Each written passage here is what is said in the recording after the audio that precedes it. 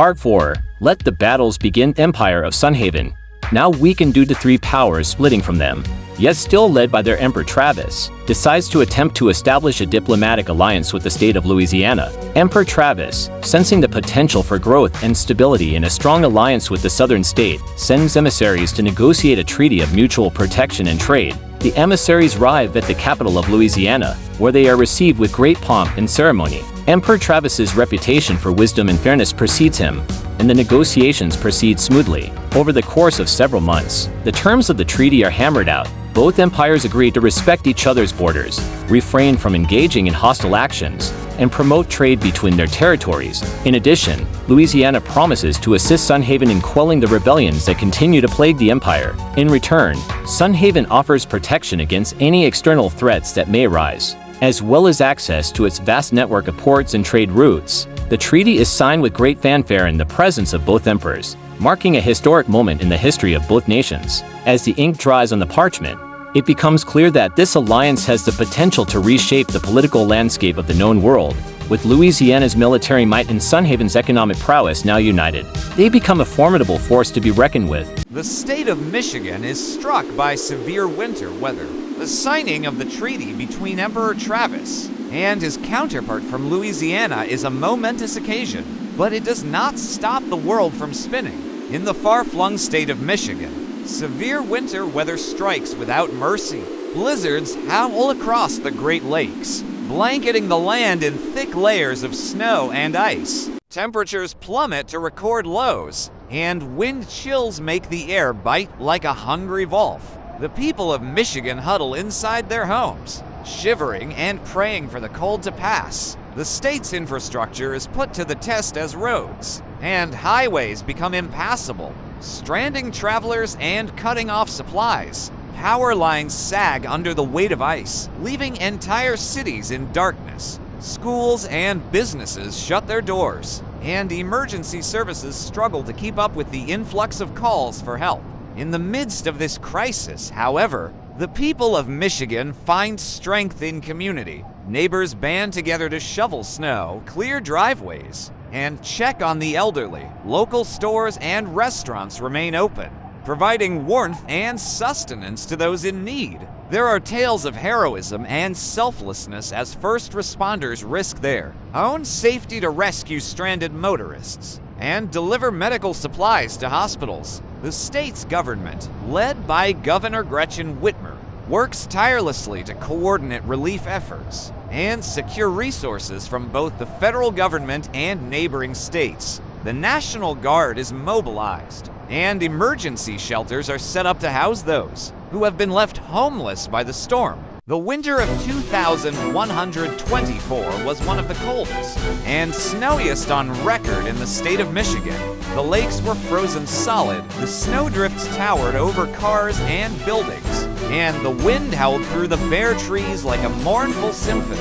In this harsh environment, the Ice Legion of the Great Lakes, led by their fearsome commander, Sir Frost Beard, began to make their move. They had been watching the state of Michigan for some time, noting its vulnerabilities and planning their attack. As the first flakes of snow began to fall, they struck, their icy armies pouring across the border and engulfing the unprepared population. The citizens of Michigan, unused to such extreme weather, were quickly overwhelmed by the relentless onslaught of the Ice Legion's elemental allies. Sir Frost Beard, riding atop his mighty ice elemental, led the charge, his cold, calculating gaze fixing on the capital city of Lansing. The elemental's icy breath fogged the air, freezing everything in its path as it trampled through the snow, leaving a trail of destruction in its wake.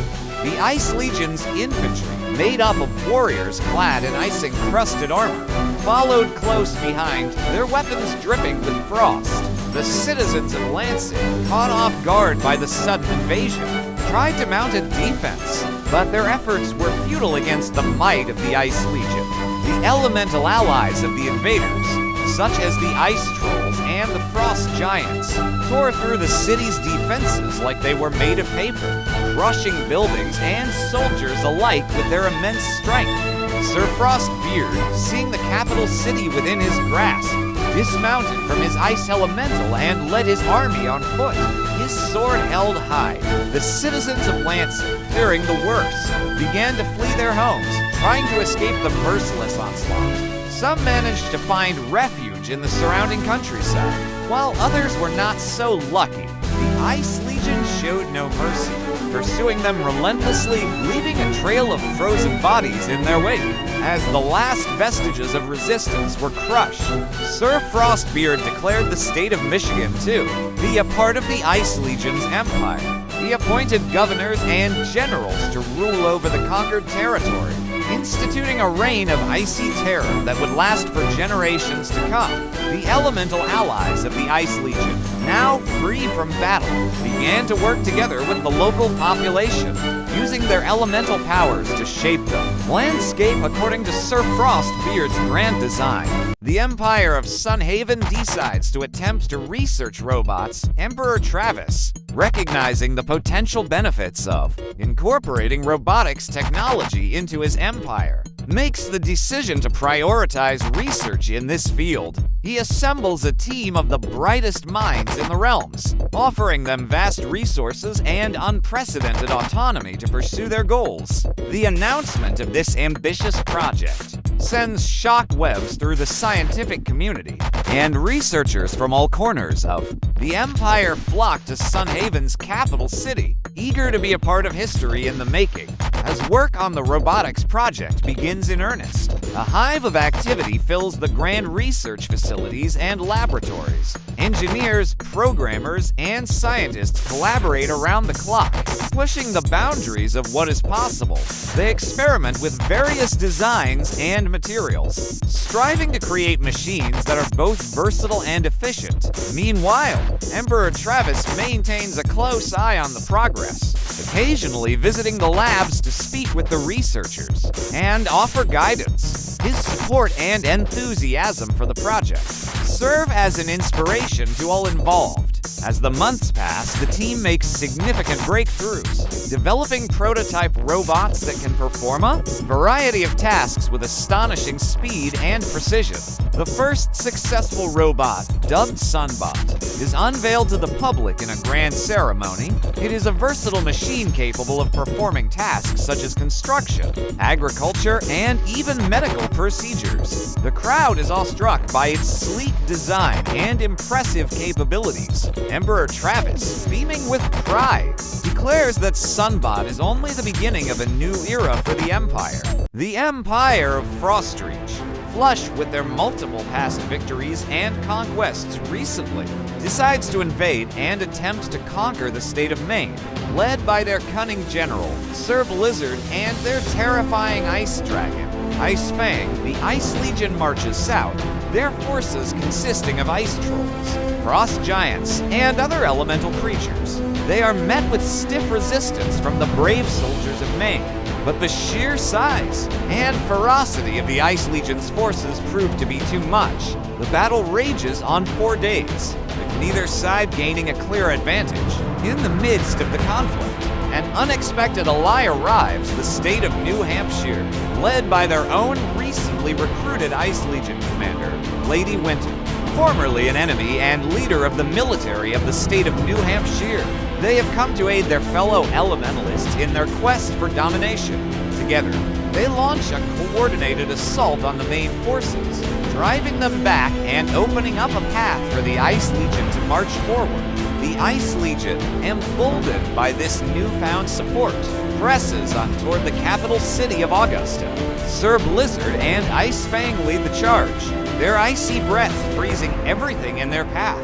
As they crush through enemy lines with ease, the elemental allies of the Ice Legion, including the Ice Trolls and Frost Giants, follow close behind, using their immense strength to smash through fortifications and swat aside any soldiers foolish enough to stand in their way.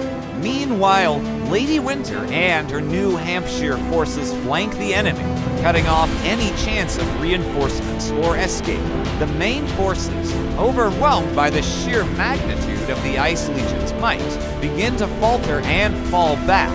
As they retreat, they are pursued relentlessly by the elemental allies, who show no mercy even to those who surrender. The cries of the defeated echo through the frozen landscape as the Ice Legion continues its relentless march toward Augusta.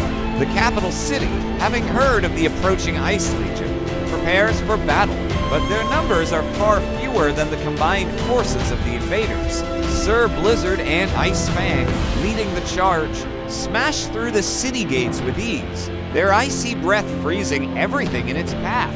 The elemental allies of the Ice Legion follow closely behind, sweeping through the streets and squares, laying waste to everything in their path.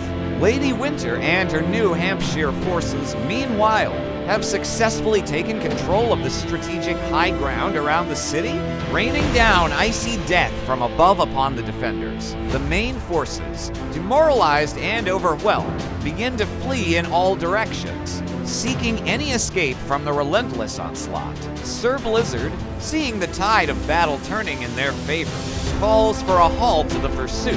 He knows that it is now time to establish a permanent presence in the newly conquered lands. The ice trolls and frost giants, no longer needed for battle, begin to work together with the local population, using their elemental powers to shape the landscape according to Sir Blizzard's grand design. The city of Augusta, now a part of the Ice Legion's empire, is transformed into a frozen fortress, impenetrable to any future attempts at rebellion. The state of Alabama undergoes a magical surge, unbeknownst to the Ice Legion. A group of powerful sorcerers from the old world have arrived in Alabama, intent on harnessing the magical surge for their own nefarious purposes. They begin to gather artifacts and summon creatures, preparing for a battle that will shake the very foundations of reality. Meanwhile, the people of Alabama are struggling to come to terms with the aftermath of the surge. The landscape has been transformed, with magical plants and creatures now populating the forests and swamps. Old traditions are revived, as shamans and witch doctors once more become important figures in society. The balance of power between the various tribes and settlements is shifting, as those who have embraced the magic of the surge rise to prominence. The influx of magic in Alabama attracts the attention of other worldly beings, who begin to make contact with various individuals in the state, offering them strange bargains and promises of power in exchange for servitude. One such being, a malevolent entity known as the Shadow King, establishes a stronghold in the heart of the state's once thriving capital city. He begins to spread his influence, corrupting the land and its people with his twisted magic. His followers, a cult of fanatics who worship him as a god, terrorize the countryside, committing unspeakable acts in his name. Meanwhile, as the Shadow King takes full unopposed control over the state of Alabama, the Empire of Sunhaven decides to attempt to form a diplomatic alliance with the state of Mississippi. Emperor Travis, sensing the threat posed by the Shadow King's growing influence, sends out emissaries to the neighboring state, offering aid and protection in exchange for a mutual defense pact. The leaders of Mississippi, weary of the chaos spreading from Alabama and cognizant of their own vulnerabilities, agree to enter into negotiations. As the talks progress, tensions between the two states begin to ease. Representatives from both sides exchange knowledge and resources, forging a bond of trust and respect. Eventually, after many heated debates and delicate negotiations, a treaty is signed, sealing the alliance between the Empire of Sunhaven and the state of Mississippi. Meanwhile, the Empire of Frostreach decides to invade and attempt to conquer the state of Massachusetts. The elemental forces of the Empire, led by the legendary wizard Merlin, gather on the coastline, summoning a great storm to aid their invasion. The storm howls across the ocean, lashing the shore with icy winds and driving up waves as high as mountains. As the storm clears, the elemental forces of the Empire emerge from the sea, their numbers vast and terrifying. The citizens of Massachusetts, caught unawares by the sudden invasion, scramble to form a defense. The armies of the Commonwealth, bolstered by their own native magic, stand firm against the onslaught. Sir Lancelot, a knight of great renown, leads the charge against the elemental forces. His sword of flame with magical fire, his comrades, including Sir Galahad and Sir Gawain, follow close behind, their armor shining brightly in the sun. Meanwhile, Merlin, the wizard king of Frostreach, summons forth a colossal ice troll from the depths of the ocean. The monstrous creature towers over the battlefield, its icy breath freezing everything in its path. It begins to smash through the lines of the Commonwealth forces with ease, clearing a path for the elemental allies to advance. Sir Lancelot, seeing the threat posed by the ice troll, charges forward, his sword of flame with holy fire. The elemental forces of Massachusetts, under the command of the powerful druid Mordred, unleash a torrent of magical energy upon the ice troll. Attempting to slow its advance, the battle rages on for hours, with neither side gaining a decisive advantage. Meanwhile, Merlin, sensing an opportunity, teleports himself behind the lines of the Commonwealth forces. There, he finds a group of mages and shamans gathered around a powerful artifact, the Amulet of Yender. He quickly seizes the amulet and uses its power to turn the tide of the battle.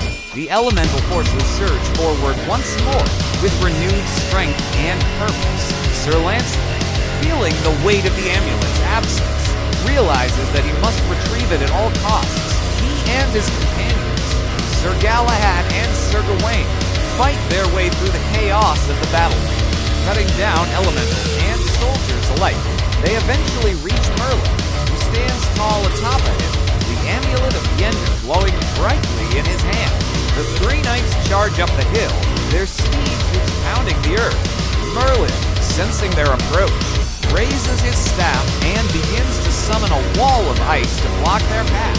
Sir Lancelot, undeterred, leaps from his horse and dashes toward Merlin, his sword raised high. They clash in a duel of magic and might, each attempting to best the other. Sir Galahad and Sir Gawain dismount and engage the elemental forces that still threaten the Commonwealth. Their blades flash through the air, weaving a dance of death amongst the elementals. They are soon joined by Mordred and his druids, who direct their magic against the ice troll and its allies. The battle between Merlin and Sir Lancelot rages on. Each blow is matched by the other, and the air crackles with the unleashed power of their spells. Merlin tries to use his superior knowledge of magic to gain the upper hand, but Sir Lancelot's raw strength and determination make him a formidable opponent. Meanwhile, Sir Galahad and Sir Gawain continue their relentless assault on the elemental forces, their blades flashing like lightning amidst the chaos. They move with a grace and precision that belies their size, carving through the elementals with ease. Mordred and his druids, sensing the weakness in the ice troll's defenses, focus their efforts on the massive creature, unleashing a torrent of magical energy that slowly begins to wear it down. The duel between Merlin and Sir Lancelot reaches its climax as both men pour all of their strength and magic into their final blows. The air crackles with the unleashed power of their spells, and the ground shakes with the force of their impacts. In a flurry of motion, Sir Lancelot manages to disarm Merlin, sending his staff spinning through the air. Roaring with triumph, he raises his sword high, preparing to deliver the fatal blow.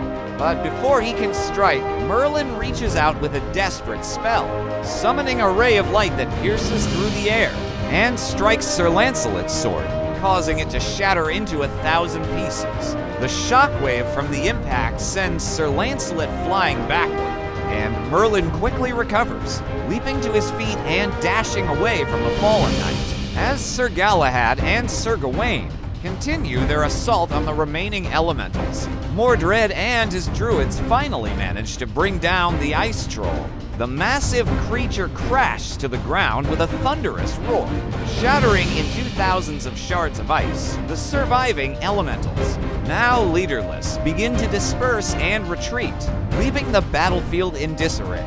Merlin, though, still holds the Amulet of Yender, and thus, the capability to completely turn the tide of battle at a moment's notice in the favor of the Ice Legion. And even without that, backup is swiftly coming. Backup that the state of Massachusetts is simply incapable of defending against the full might of the Ice Legion. Meanwhile, Sir Lancelot, still clinging to life, manages to crawl back to his horse. He glares at Merlin, who stands tall and proud, the amulet of Yender glowing brightly in his hand. His companions, Sir Galahad and Sir Gawain, are nowhere to be seen. Having been separated from him in the chaos of battle, he knows that he must find them and recover the amulet before it's too late. Merlin, though, calls his staff back to his hand and puts on the amulet of Yender. Sir Lancelot, feeling a surge of anger and determination, spurs his horse forward, charging toward Merlin once more. His companions, Sir Gawain and Sir Galahad, follow close behind, their horses who's pounding the earth in unison as they close in on Merlin. They realize that he is not alone. Standing beside him is a group of figures shrouded in robes, their features obscured by shadow. They are the Druids of Avalon, the keepers of ancient knowledge and magic. Merlin, sensing the approaching danger, turns to face Sir Lancelot and his companions. He raises his staff and speaks a word of power, summoning a wave of energy that slams into Sir Lancelot's horse, sending it reeling to the ground. The impact throws Sir Lancelot from the saddle, and he lands heavily on the ground, the wind knocked from his lungs. Sir Gawain and Sir Galahad dismount, drawing their swords as they approach Merlin and the Druids. They are no strangers to battle, and they fight with a precision honed over countless years of training and experience. But they find themselves at a disadvantage, facing not only Merlin, but also the Druids of Avalon. The Druids move with a grace and agility that belie their age, weaving a web of magic around the knights, slowing them down and confusing their senses. Merlin, seeing that Sir Lancelot is still alive, raises his staff once more and unleashes a blast of energy that engulfs the fallen knight. The force of the spell sends Sir Lancelot's body hurtling through the air, slamming into the ground with such force that it creates a crater. The impact shakes the earth, sending up a cloud of dust that obscures the battlefield for a moment. Sir Gawain and Sir Galahad, their eyes wide with disbelief, turn to face him. They are no longer fighting against the Druids of Avalon, for they are stunned by what has just happened. Merlin takes advantage of their surprise and launches another spell at Sir Gawain, sending him flying backward into a nearby tree. The tree is ancient and sturdy, but even it cannot withstand the impact. It topples over, crushing Sir Gawain beneath its massive trunk. Merlin's attention now turns to Sir Galahad, who is struggling to regain his footing. The Druids surround him, their movements graceful and eerily silent. They weave a web of magic that traps Sir Galahad in place, rendering him immobile as Merlin approaches. He raises his staff once more and unleashes a final, powerful blast of energy at the young knight. The force of the spell engulfs Sir Galahad, sending him flying through the air in a shower of sparks and dust. When the smoke clears, Merlin turns to face the remaining members of the Round Table. The Ice Legion has arrived, their numbers overwhelming the few remaining soldiers of the state of Massachusetts. They march forward with determination, their eyes fixed on Merlin. The Druids of Avalon, satisfied that their task is complete, fade back into the shadows from which they came. Merlin, sensing the weight of responsibility that now rests on his shoulders, takes a deep breath. He looks out over the battlefield, surveying the carnage and destruction wrought by the Civil War. He knows that there is much work to be done to rebuild the kingdom, to heal the wounds that have been inflicted upon it. He turns to address the Ice Legion, his voice strong and clear. Follow me. My friends, together, we will forge a new future for this land. We will restore peace and prosperity, and ensure that the dark days of this war are but a distant memory. The task before us is great, but I have faith in you. You are the bravest and most noble of warriors, and I know that you will rise to the challenge. Together, we will create a kingdom that King Arthur would be proud to call his home.